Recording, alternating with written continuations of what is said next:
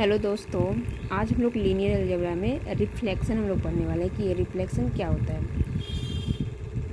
Reflection क्या होता है इसके बारे में हम लोग पढ़ने वाले हैं। Let V equal to R square be a vector space over filler.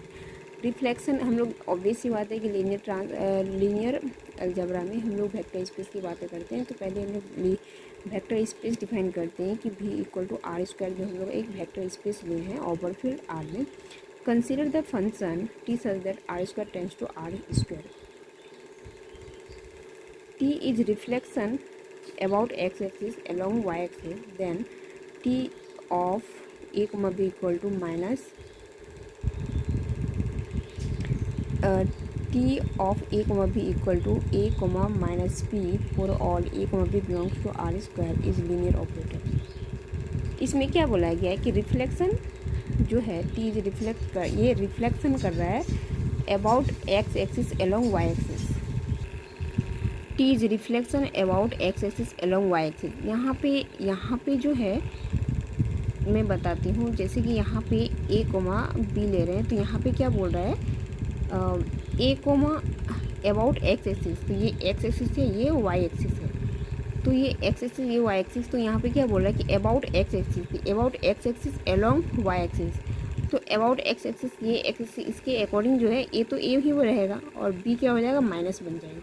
तो ये बोल रहा है अबाउट, यहाँ पे अबाउट एक्स एक्सिस के अकॉर्डिंग ये चेंज होता है अलोंग वाई एक्सिस। तो यहाँ पे अबाउट और अलोंग की बहुत बड़ी इंपॉर्टेंट है।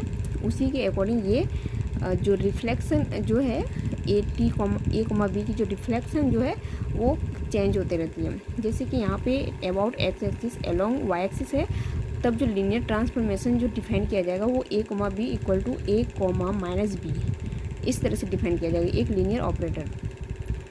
उसी तरह जैसे कि यहाँ पे है T is reflection about y axis along axis है। तो यहाँ पे क्या है अबाउट वाई एक्सिस। तो यहाँ पे क्या हो जाएगा अबाउट वाई एक्सिस। तो यहाँ पे ए कोमा बी अगर लिख रहे हैं तो अबाउट एक्सिस यानी कि यहाँ पे माइनस ए कोमा बी बन जाएगा। तो ये बनेगा। तो इसलिए यहाँ पे अबाउट और अलोंग की बहुत बड़ी इंपॉर्टेंट है। तो टी इज रिफ्लेक्शन, ये रिफ्लेक्शन कैसे कर रही है about y axis along x axis. Then जो लीनियर ट्रांसफॉर्मेशन जो बनेगी वो माइनस ए कोमा बी बन जाएगी for all A comma B belongs to R square is a linear operator. ये इस तरह है। तो इसलिए यहाँ पे सबसे ज़्यादा इंपॉर्टेंट है अबाउट और अलोंग की।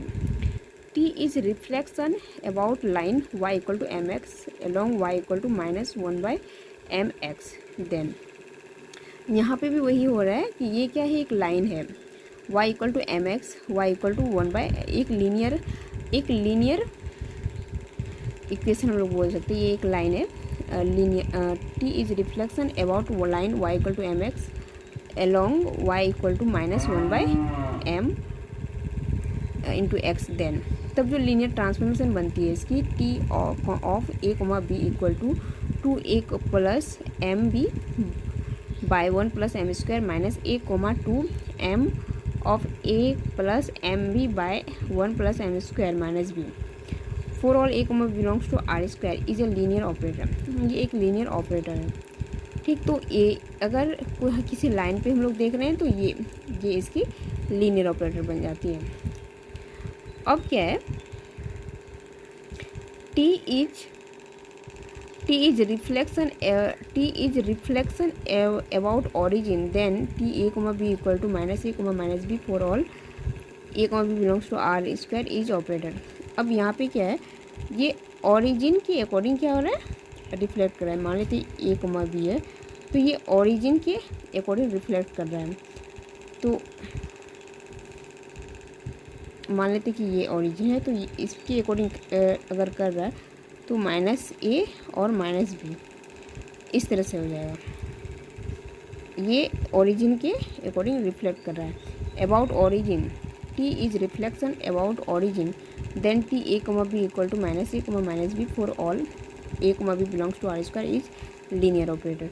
तो ये थी। तो कैसे यहाँ पे सबसे बड़ा इंपॉर्टेंट है अबाउट और अलोंग की। तो किसके अकॉर्डिंग, इसी के अकॉर्डिंग हम लोग क्या बोलते हैं एक लीनियर ऑपरेटर बनता है। तो ये थी लीनियर ट्रांसफॉर्मेशन।